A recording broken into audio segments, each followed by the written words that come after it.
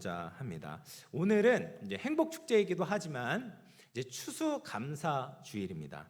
추수감사주일 들어보시죠? 그 올라올 때 막 과일도 여기도 과일로 이렇게 데코레이션을 아름답게 했는데요. 이 추수감사주일의 유래는 북미 대륙을 개척했던 청교도들의 감사에서부터 시작이 되었습니다. 102명의 청교도들이 메이플라워를 타고서 영국을 떠나 신앙의 자유를 찾아 신대륙으로 항해를 떠나게 되었어요. 그래서 신대륙을 도착했는데 형통한 길이 열린 것이 아니라 고난의 길이 열리게 되었습니다. 혹독한 추위로 인해서 겨울을 지날 때 도착했던 사람의 절반 이상이 죽게 되었습니다. 그러나 하나님께 대한 믿음과 서로를 돌보는 헌신으로 인해서 그 어려움을 극복하고 그 다음에 기대 이상의 수확을 거두고 나서 하나님께 감사 예배를 드린 겁니다. 염동설안에 황무지에서 살아남게 하신 것을 감사했고 또 신앙의 자유를 허락하신 것을 감사하고 미 대륙의 개척자로 자신들을 삼아주신 것에 대해서 하나님께 깊은 감사를 드렸던 것이죠. 그렇게 척박한 환경에서 감사를 드렸던 추수감사주의를 미국의 초대 대통령이었던 조지 워싱턴이 국가 기념일로 선포를 한 겁니다. 여러분, 기독교는 감사의 종교입니다. 감사를 하면 우리에게 놀라운 일이 일어나죠. 감사하면 우리의 입술에서 나오는 말들이 바뀌게 됩니다. 그리고 우리 마음도 변화되게 되고요. 그리고 우리의 상황이 변화되어지는 기적을 체험할 수 있습니다. 그런데 이 놀라운 감사가 하나님을 믿을 때 더 넘치게 되는 겁니다. 그래서 이 감사와 행복은 뗄래야 뗄 수 없는 연관관계에 있다라고 말할 수 있습니다. 탈무드에서는 이렇게 이야기를 하거든요. 세상에서 가장 강한 자는 자기를 이기는 자고 가장 지혜로운 자는 끝없이 배우는 자고 가장 부유한 사람은 항상 만족할 줄 아는 사람이고 가장 행복한 사람은 범사에 감사하며 사는 자다. 동의하십니까? 여러분, 가장 행복한 사람은 범사에 감사할 수 있는 사람이에요. 여러분, 우리 혼자서 스스로의 힘으로는 범사에 감사할 수가 없습니다. 우리가 어떻게 감사하고 어떻게 행복할 수 있는가? 저는 그 비법이 성경 말씀 안에 있다라고 믿습니다. 여러분, 우리는 모두 다 행복하고 싶습니다.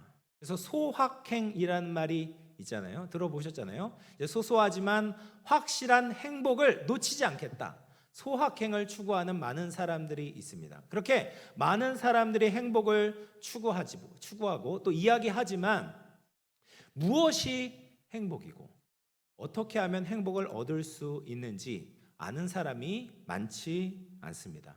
왜냐하면 다른 사람들이 원하는 조건을 많이 가진 사람들도 불행한 사람들이 너무나 많이 있기 때문입니다. 여러분, 잘 아시는 전 세계의 남성들의 우상이었던 마릴린 먼로라는 여배우가 있었습니다. 이 여배우가 이렇게 이야기를 했었습니다. 나는 한 여성이 가질 수 있는 모든 것을 가졌습니다. 나는 젊고 아름답습니다. 돈도 많고 사랑에 굶주리지도 않았습니다. 매일 수백 통의 펠레터를 받고 있습니다.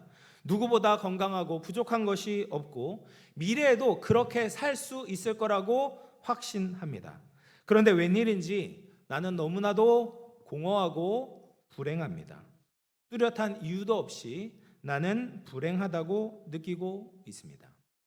그래서 결국 이 멀로가 1962년 어느 날 밤에 나의 인생은 파장하여 문을 닫은 해수욕장과 같다라는 유언을 남기고 스스로의 목숨을 끊게 되었습니다.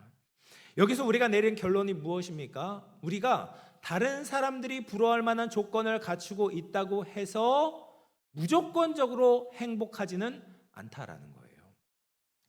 그럼 성경에서 행복에 대해서 뭐라고 이해하고 있는가? 뭐라고 이야기하고 있는가?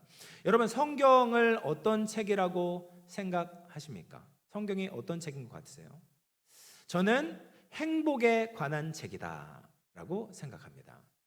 이 성경을 그냥 표면적으로 읽은 사람들은 성경 안에 무엇을 해라, 하지 말아라 이렇게 우리를 구속하는 책이라고 생각할 수 있어요. 그런데 성경을 자세히 들여다보면 우리의 행복을 위해서 하나님께서 우리에게 편지를 전달하셨다라는 것을 알 수가 있습니다. 신명기 10장 13절 말씀인데요. 우리 같이 읽어보겠습니다. 시작. 내가 오늘 내 행복을 위하여 내게 명하는 여호와의 명령과 규례를 지킬 것이 아니냐. 여러분, 하나님께서 우리에게 성경을 주신 목적이 뭐냐면요, 우리의 행복을 위해서 말씀을 주셨대요. 성경을 주셨대요. 여러분, 사람은 아메바가 변해서 사람이 된 것이 아닙니다. 원숭이가 그냥 놀다가 번개 맞아가지고 사람으로 바뀐 것이 아닙니다. 우리를 지으신 분이 있고요, 우리가 존재하는 이유가 있습니다. 그분이 우리를 정말 행복하게 하기 위해서 인생 설명서, 행복 매뉴얼을 주신 거예요. 그것이 바로 성경 말씀이다라는 겁니다. 그래서 오늘 저는 여러분들과 성경에서 이야기하는 행복해지는 비결에 대해서 몇 가지를 살펴보도록 하겠습니다. 첫 번째, 우리가 행복하기 위한 첫 번째 비결은 자신의 죄를 알아야 합니다. 아까 유사랑 집사님도 하나님을 처음 만날 때 내가 얼마나 죄인인지, 하나님이 나를 얼마나 사랑하시는지 이 얘기를 했는데, 사실 그것이 행복의 비결이거든요. 좀 생뚱맞을 수 있죠. 행복을 말하다가 왜 갑자기 죄에 대해서 이야기하냐라고 생각하실 수 있습니다. 근데 우리는 내가 이렇게 열심히 일하고 노력함에도 불구하고 왜 행복을 얻을 수 없는가에 대한 그 원인을 바르게 진단할 필요가 있습니다. 우리는 무엇이 부족해서, 무엇이 모자라서 행복하지 못한 것이 아니다라는 겁니다. 여러분, 객관적으로 우리의 현재 모습을 살펴보면요, 우리는 과거 몇십 년 전보다 훨씬 더 잘 살게 되었습니다. 과거의 왕들이 누리는 것만큼 지금 우리는 먹고 마시고 누리고 있는 것이 사실입니다. 그런데 행복하다라고 말하는 사람의 숫자는 더 줄어드는 것 같습니다.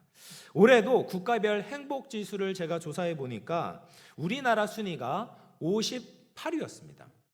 작년보다 6계단이 떨어졌습니다. 근데 놀라운 것은 이스라엘이 전쟁 중임에도 불구하고 8위에 올랐고, 그리고 코스타리카가 6위, 멕시코가 10위에 올랐습니다. 이것이 무엇을 보여줍니까? 국민소득과 행복지수가 반드시 정비례하는 것은 아니다라는 거예요. 많이 가지고 있다고 사람들이 행복하다고 느끼는 것은 아니다라는 것입니다. 그럼 왜 더 많이 가진 국민들이 행복을 느끼지 못하는가? 이것을 어떻게 해석하고 보아야 할까요? 여러분, 가난할 때 가지고 있는 공허함보다 더 무서운 것은 내가 어느 정도 부요할 때, 공허함이 올 때 그것이 더 무서운 것입니다.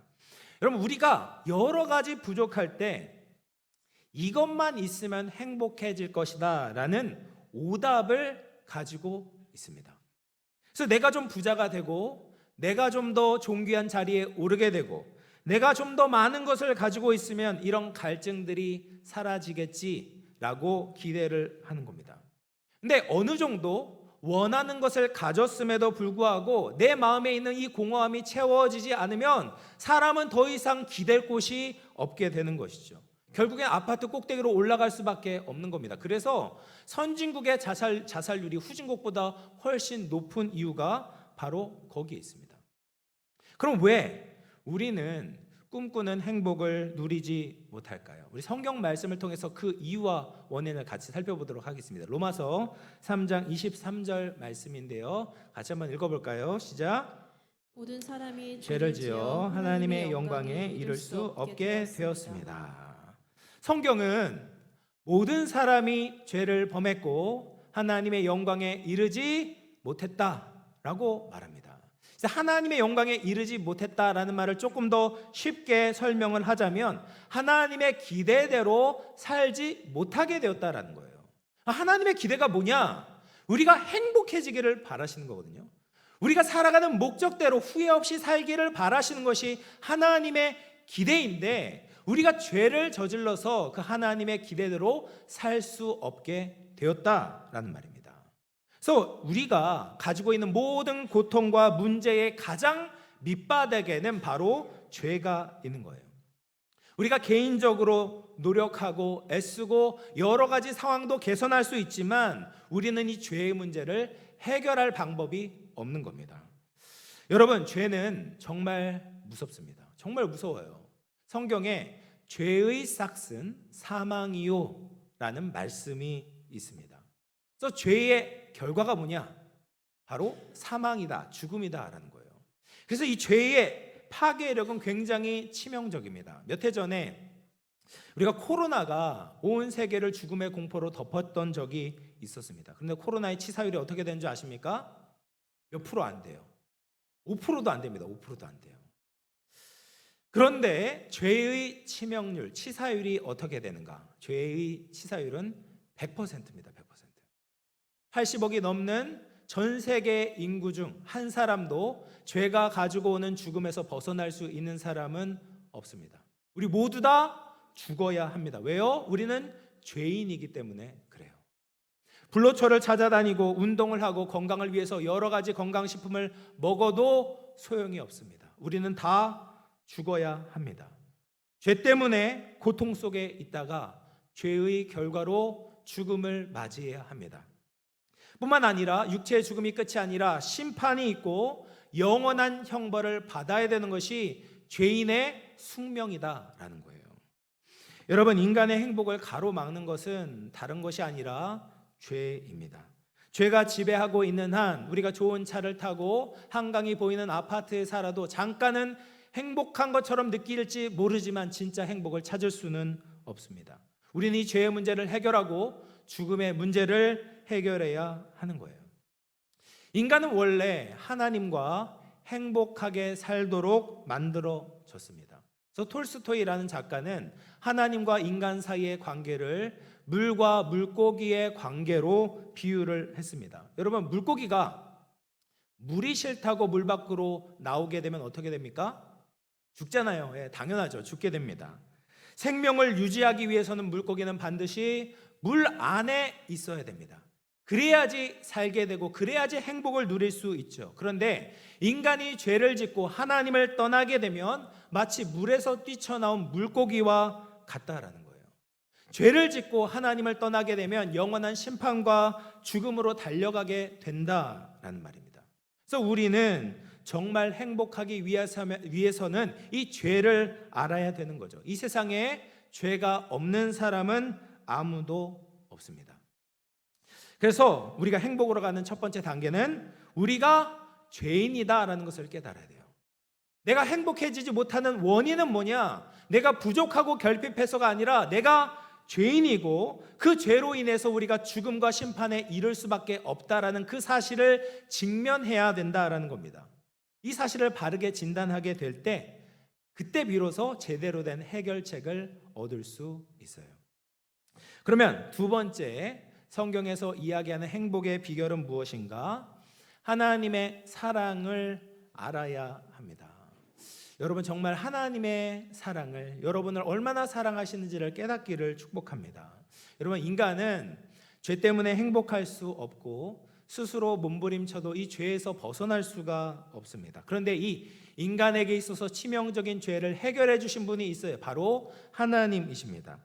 하나님은 자기가 만든 인간이 행복하기를 원하세요. 잘 살기를 바라십니다. 그런데 인간이 아무리 노력해도 이 죄의 문제를 해결할 수 없는 것을 보시고 긍휼히 여기셔서 문제를 해결할 수 있는 방법을 우리에게 주신 겁니다. 그 방법이 무엇이냐? 우리가 같이 읽었었던 요한복음 3장 16절에 나오는데요. 우리 요한복음 3장 16절 같이 읽어보겠습니다. 시작. 하나님이 세상을 이처럼 사랑하사 독생자를 주셨으니 이는 그를 믿는 자마다 멸망하지 않고 영생을 얻게 하려 하심이라. 하나님은 인간들을 보시면서 불쌍히 여기셔서 죄의 문제를 해결해 주셨어요. 어떻게? 자기 아들 예수 그리스도를 이 땅에 보내주셨습니다. 예수님은 죄가 없으신 분입니다. 그런데 온 인류의 죄를 위해서, 우리의 죄를 위해서, 나의 죄를 위해서 대신 죄값을 치르시고 십자가에 피 흘려 돌아가셨어요. 그래서 우리가 그토록 끊어낼 수 없었던 이 죄의 문제를 해결해 주신 겁니다. 여러분, 인간은 스스로 자기 자신을 구원할 수 없습니다.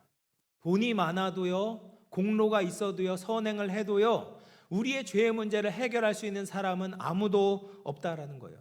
그 죄의 거센 물결에 휩쓸려 내려가기 때문에 스스로를 구원할 수 없을 뿐 아니라 다른 사람이 우리를 구원해 줄 수도 없습니다.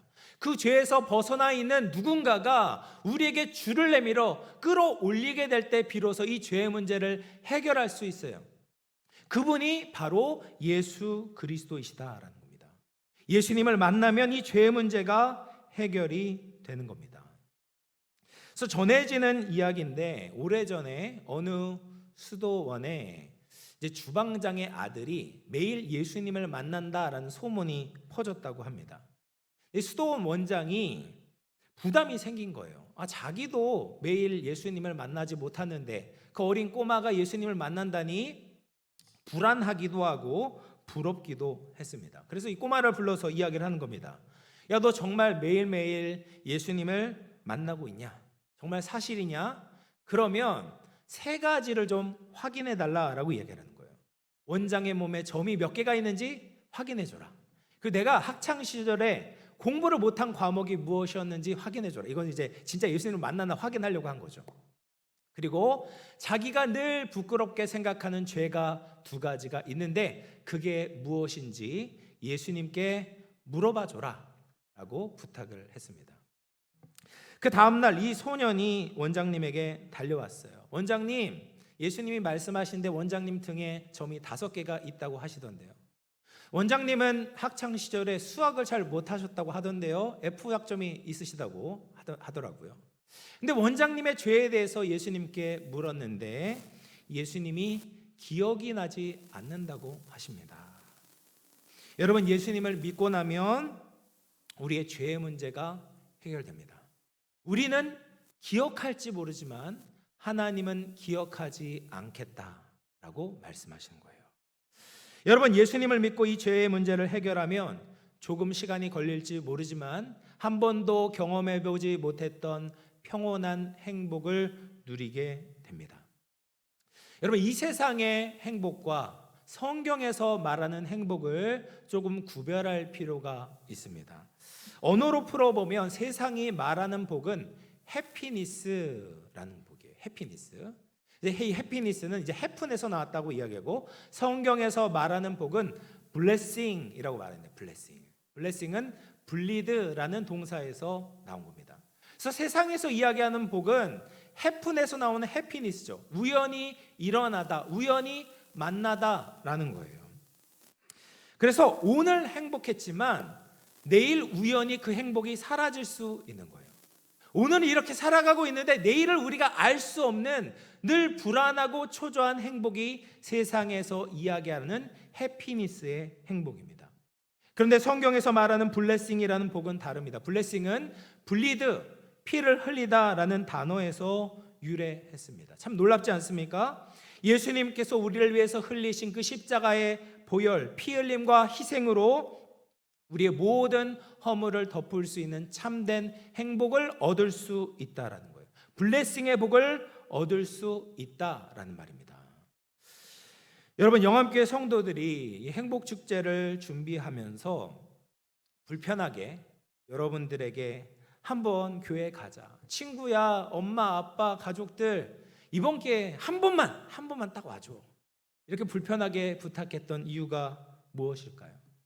그렇게 여러분들 데리고 오면 제가 무슨 상을 드리는 게 아니에요. 상을 드리는 게 아닙니다.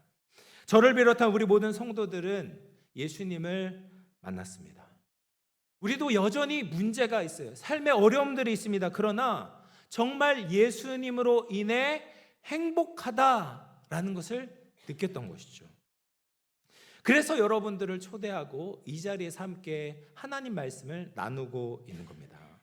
여러분, 행복을 구성하는 일반적인 구성 요건이 있다고 합니다. 사랑받고 싶은 마음이 채워질 때, 인정받고 싶은 마음이 채워질 때 사람은 그제서야 비로소 행복하다라고 생각을 한대요. 그래서 이제 가정에서 자녀들을 키울 때 이 무조건적인 사랑을 부어주는 것이 그들의 인격 형성에 굉장히 중요하다라고 이야기를 합니다. 그런데 문제는 무엇입니까? 사람 사이에서는 이런 무조건적인 사랑을 받기가 거의 불가능합니다. 부모들도요, 자녀들을 무조건적으로 사랑해주지 못해요. 왜냐하면 자신도 그런 사랑을 받은 적이 없기 때문에 그래요. 자기도 무조건적인 사랑을 받은 적이 없으니까 자녀들에게도 무조건적인 사랑을 베풀어주지 못하는 거죠. 가정에서뿐만 아니라 뭐 다른 데선 다 더할 나위가 없죠. 직장에서 다른 사람과의 관계에서 무조건적인 사랑을 우리는 받을 수가 없는 겁니다. 그래서 우리는 끊임없이 내가 얼마나 사랑받을 만한 존재인지를 증명해내려고 발버둥을 칩니다. 그렇게 열심히 노력을 하는데 채워지지 않는 거죠. 내가 가지고 있는 것들, 내가 쌓아둔 것들, 내가 얼마나 사랑받을 만한 존재인지를 나타내고 싶어 하는데 늘 불안한 겁니다. 이것이 사라지면 내가 사랑받을 수 없지는 않을까? 늘 불안하게 되는 것이죠. 근데 예수님은 우리가 무엇을 증명하기 전에 우리를 먼저 사랑하셨습니다. 예수님의 생명을 주시면서 사랑을 표현하셨어요. 내가 사랑받는 존재라는 것을 예수님 앞에 증명할 필요가 없고 예수님이 오히려 내가 사랑받는 존재라는 것을 증명해주고 보여주고 계시는 겁니다. 이 십자가의 사랑, 이 이유 없이 부어주시는 놀라운 사랑을 만나게 되면 어떻게 됩니까? 우리 안에 가지고 있었던 공허함과 불안함과 외로움이 사라지게 되는 거예요. 세계적인 정신과 의사인 스위스의 폴 트루니에라는 분이 계십니다. 이분은 자신이 정신과 의사이긴 하지만 정신과를 찾는 환자 중 10명 중에 9명은 이 정신과에 올 필요가 없다라고 이야기를 했습니다. 그러면서 이렇게 이야기를 했어요. 하나님의 사랑으로 그들을 사랑해주고 함께 시간을 보내주고 믿어주는 사람만 있다면 그 사람들은 반드시 회복될 것입니다 라고 이야기를 해요. 여러분, 하나님의 사랑을 받은 우리들은 건강한 마음과 정신으로 다른 이들에게 사랑을 전해주는 그런 사람이 될 수 있다라는 겁니다. 우리 세 번째로, 마지막입니다. 세 번째로 우리가 행복해지기 위한 비결은 무엇이냐? 예수님을 영접해야 합니다. 첫 번째 비결이 뭐였어요? 우리가 죄인이라는 사실을 깨달아야 된다. 내가 행복하지 못한 원인은 다른 데 있는 것이 아니라 내가 죄 때문에 하나님과의 관계가 막혀 있어서 내가 불행하다라는 거예요. 두 번째 비결은 무엇입니까? 그 죄의 문제를 해결해 주시기 위해서 예수님이 이 땅에 오셨고 나를 위해 예수님의 생명을 주시면서 사랑을 보여주셨다라는 겁니다. 세 번째 비결은 이 예수님을, 이 하나님의 사랑을 나의 것으로 받아들여야 된다라는 겁니다. 이것은 부뚜막에 소금과 비슷합니다. 여러분, 부뚜막에 소금이 있어도 집어넣어야 맛이 나죠. 예수님께서 우리를 사랑하셔도 그것을 우리의 마음 가운데 받아들여야 우리의 인생에 맛이 나기 시작하는 겁니다. 요한복음 1장 12절 말씀인데요, 우리 같이 한번 읽어보도록 하겠습니다. 시작. 영접하는 자 곧 그 이름을 믿는 자들에게는 하나님의 자녀가 되는 권세를 주셨으니. 여기 영접한다라는 말이 제가 방금 말씀드린 거죠. 예수님을, 하나님의 사랑을 내 것으로 인정하고 받아들이는 겁니다. 이것을 다른 말로 하면 믿는다라고 표현을 해요. 이렇게 예수님을 영접하는 사람에게는 놀라운 권세를 주신다, 하나님의 자녀가 되는 권세를 주신다라고 말씀을 하십니다. 여러분, 우리가 예수님을 영접하면요, 여러 가지 권세를 받게 됩니다. 인간의 생사화복을 주관하시는 하나님이 우리 아버지가 되시는 권세를 받게 돼요. 이것이 얼마나 놀라운 축복이고 사건인지 모릅니다. 우리 얼마나 부족하고 내세울 것이 없음에도 불구하고 예수님이 우리의 인생을 돌봐주시는 거예요. 예수님께 기도하면 예수님께서 우리의 기도를 들어 응답해 주시는 겁니다. 여러분, 우리가 믿을 구석이 생겼다라는 것이 우리의 인생을 얼마나 든든하고 또 단단하게 만드는지 모릅니다. 살다 보면 하늘이 무너져 내리고 마음이 낙담이 되고 더 이상 내 힘으로 일어설 수 없는 그런 순간들이 종종 오게 됩니다. 그런데 그때 예수님을 영접한 분들은 하나님께 나아가 기도를 하는 거예요. 그럴 때 앞이 보이지 않아도 예수님께서 우리 마음에 용기를 주시고 다시 일어설 수 있는 힘을 주시는 거예요. 그런 아버지가 생기는 축복을 얻게 된다라는 겁니다. 뿐만 아니라 우리가 어떤 권세를 얻냐면 하나님이 내 삶을 진짜 이끄시면 삶의 질적인 변화가 일어나게 됩니다. 영혼이 잘 되고요, 범사가 잘 되고 강건한 은혜를 얻게 돼요. 여러분, 내 삶에 꼬이고 묶이고 풀리지 않는 여러 어려움들을 만날 수 있어요. 그래서 세상에서 이렇게 팔자가 사납다, 운명이 좀 이상하다, 내가 저주를 받았나 보다, 이런 생각이 들 수 있습니다. 그런데 우리가 예수님을 영접하면 이런 팔자와 운명과 저주 같은 것들에서부터 자유를 얻게 돼요. 요한일서 3장 8절 말씀 우리 같이 한번 읽어보도록 할게요. 시작. 마귀는 태초부터 지금까지 죄를 지어오고 있습니다. 계속해요 죄를 짓는 사람은 마귀에게 속한 자입니다. 하나님의 아들은 바로 이 마귀의 일을 멸하시기 위해 오셨습니다. 여러분, 하나님의 아들이 예수님이신데 예수님 왜 이 땅에 오셨냐면 마귀의 일을 멸하기 위해 오셨다라고 말해요. 여러분, 정말 마귀가 있어요. 하나님도 있지만 마귀도 있고 악령도 있습니다. 그 악령이나 마귀가 우리에게 오는 것은 우리를 좋게 하려고, 우리가 행복하게 하려고 오는 것이 아니죠. 우리 인생을 망가뜨리고 망하게 하려고 우리를 찾아오는 것입니다. 예를 들면 이 땅에 다 마귀에 속했죠. 마귀에게 속한 사람이 얼마나 많은지 몰라요. 여러분, 이 젊은이들 보면은 이 마약에 중독한 젊은이들이 얼마나 많습니까? 그런데 이 마약에 중독된 것이 나쁘다는 것을 암에도 불구하고 거기에서 벗어나지 못합니다. 처음에는 자유롭게 그것을 선택한 것 같은데 결국에는 자유를 다 빼앗기고 마귀의 종노릇을 하고 마약의 종노릇을 하고 있는 것이죠. 이것이 악령의 역사 중에 하나입니다.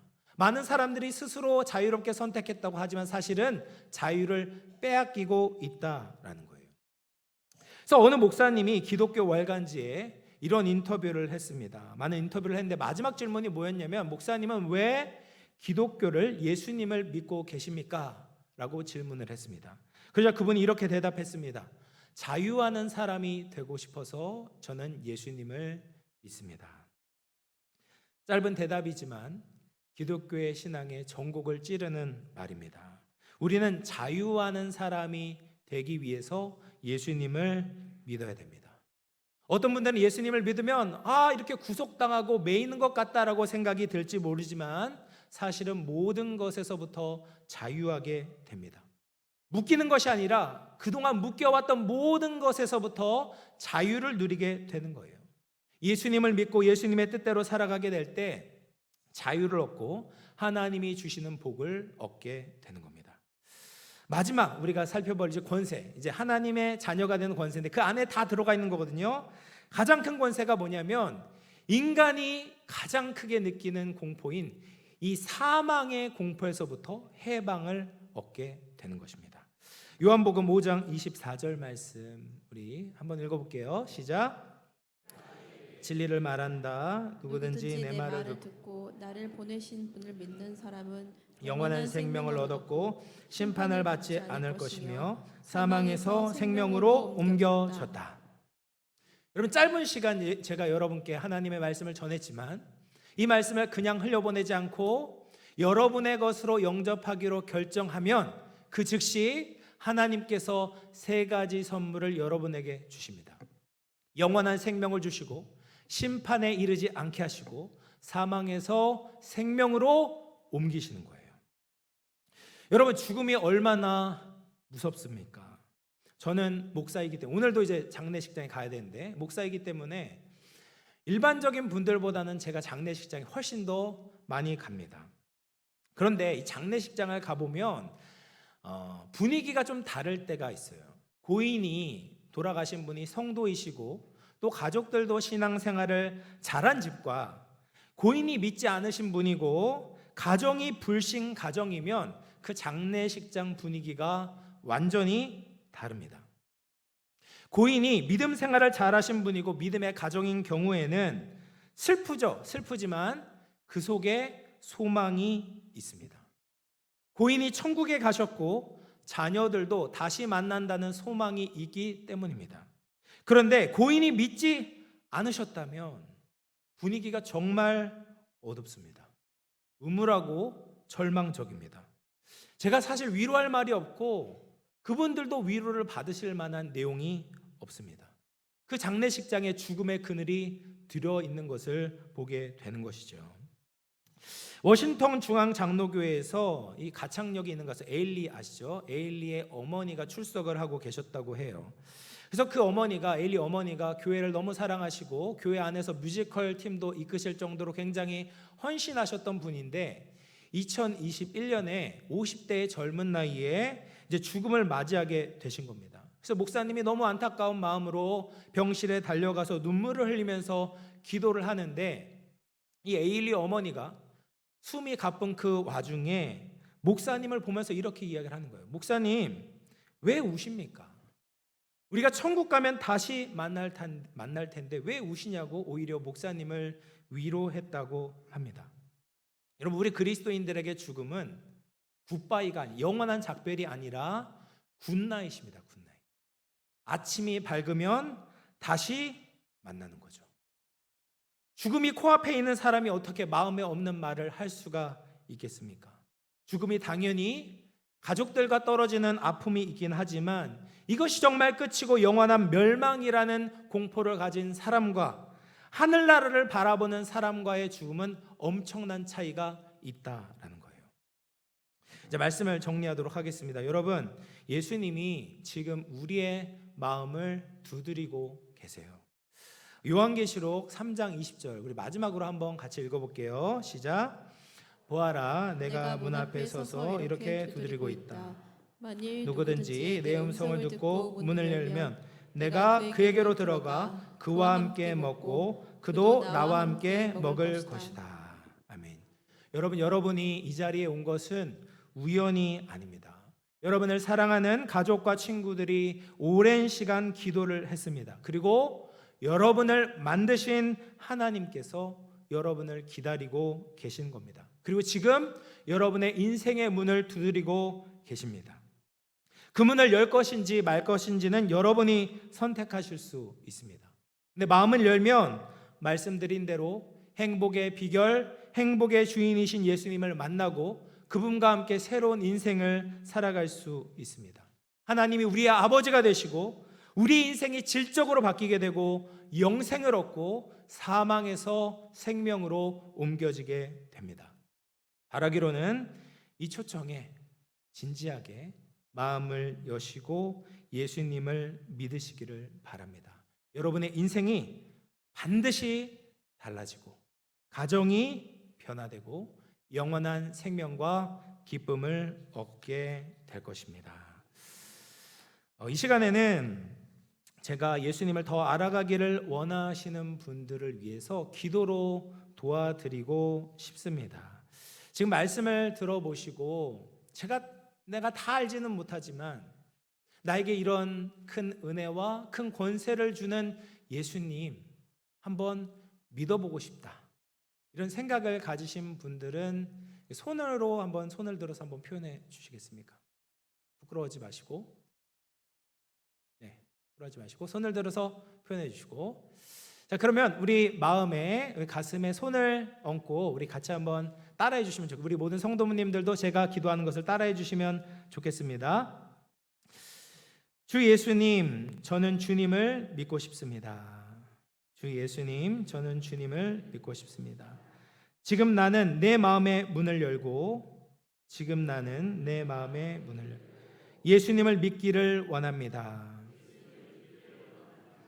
예수님이 나의 죄를 위해서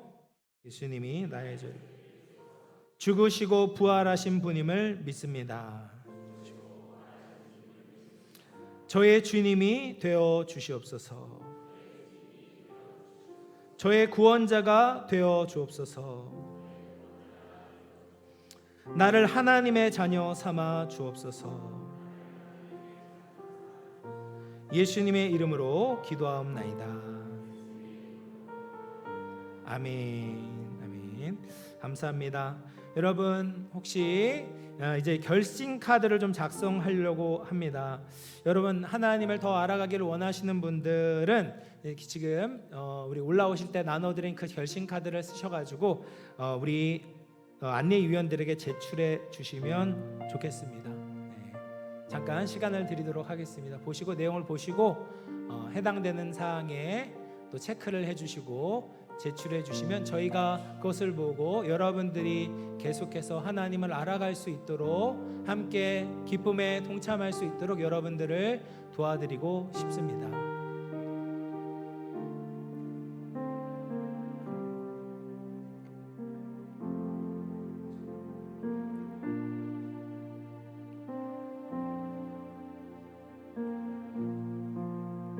혹시 펜이 없으신 분들은 이렇게 손을 들어서 표해 주시면 저희들이 펜도 전달해 드리도록 하겠습니다.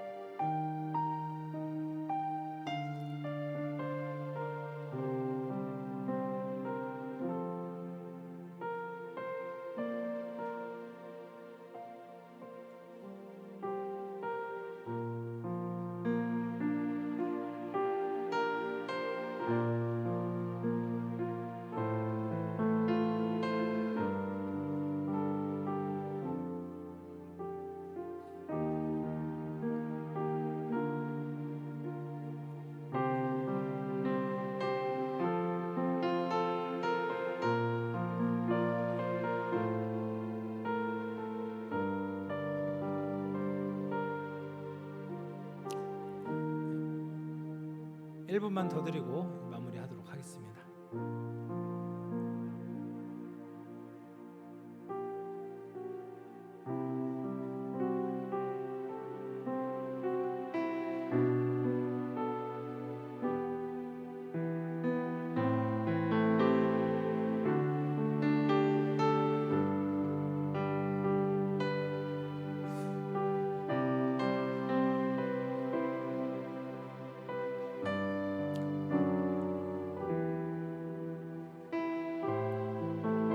감사합니다. 네, 이 시간에 우리 잠깐 오늘 인도하신 분과 함께 오신 손님들이 잠깐 일어나 주시면 환영의 박수를 드리는 시간 갖도록 하겠습니다. 저희 다 일어날 거거든요. 잠깐 일어나 주시면 좋겠습니다. 네, 오늘 와주셔서 방문해 주셔서 감사합니다. 환영합니다. 우리 박수로 함께하도록 하겠습니다. 감사합니다. 우리 나머지 분들도 다 같이 일어나셔서 이 시간 너의 마음속에 우리 찬양으로 축복하고 제가 기도로 예배를 마치도록 하겠습니다.